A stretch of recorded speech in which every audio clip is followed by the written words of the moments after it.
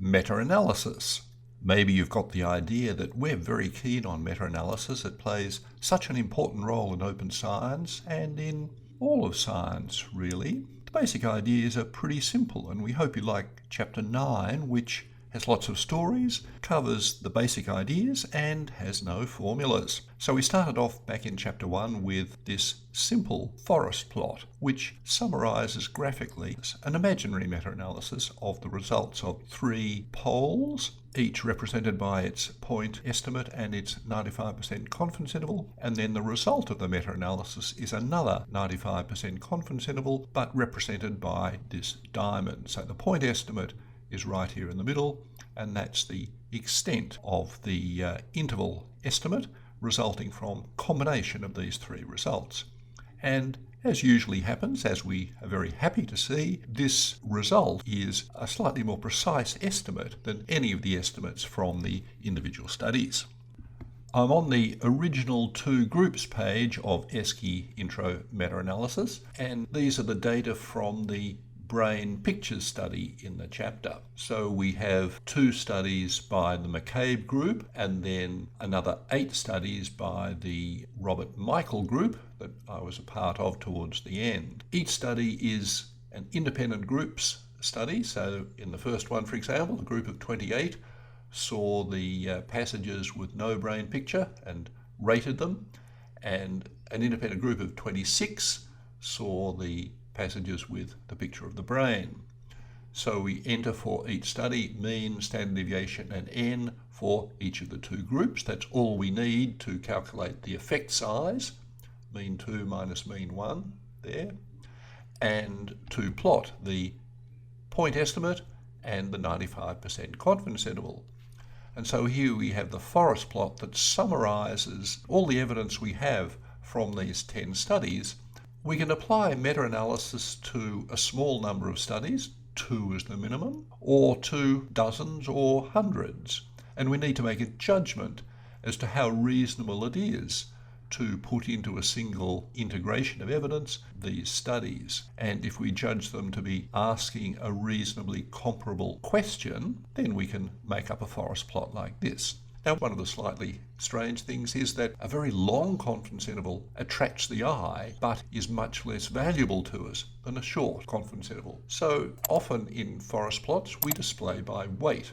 Studies that have very small n and a long confidence interval, they get little weight, so a small dot. Conversely, studies, here we are, 274 and 255, one of the Michael studies, the 2 groups in this Michael study number 5, get a big blob to attract the eye because this is very strong evidence coming from a short confidence interval. We apply a particular meta-analysis model, in this case the fixed effect model, which boils down to being just a weighted mean of all these means from the individual studies. And here are the study weights, these possibly slightly invisible red numbers here, ranging from 2% for this small study down to 35.7% for this very big study.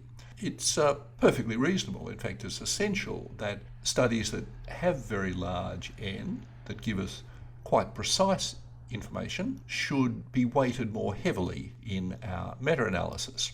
So meta-analysis applies the fixed effect model to these point and interval estimates and comes up with this result represented by a diamond. So the estimate of the overall effect is about 0.07, with a confidence interval running from 0.01 to 0.125, represented by this diamond. Now, the fixed effect model, which produces a weighted average of these means, assumes that each of these studies is estimating the same underlying population effect size. Is that reasonable? Well, in the real world, when every study has its idiosyncrasies, that's possibly not very realistic, but we can always calculate it anyway. That's the fixed effect model. We do have an alternative. It's the random effects model, and if I click down here, the radio button, instead of fixed effect, I click random effects.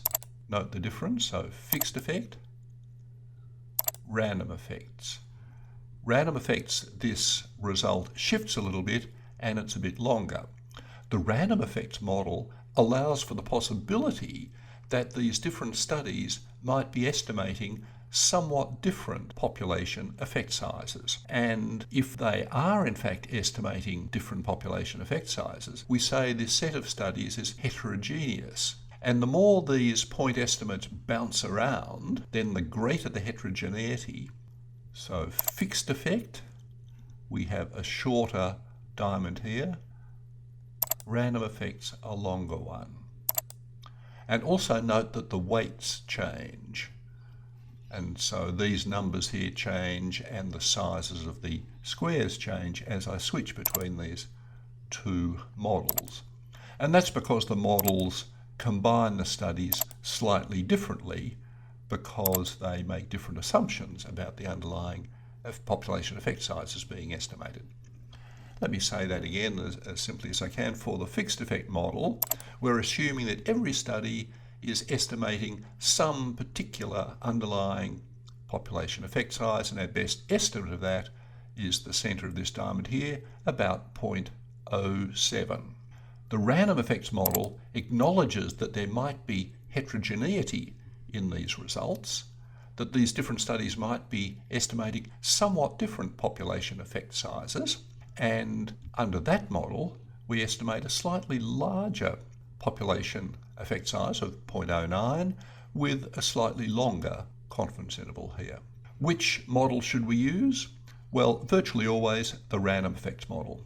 But the point of mentioning fixed effect and random effect is that if we click between them and we find absolutely no change, then that indicates there's probably relatively little heterogeneity here. But if there's a very big change, if the random effect diamond is much longer than the fixed effect diamond, then that's evidence we have considerable heterogeneity.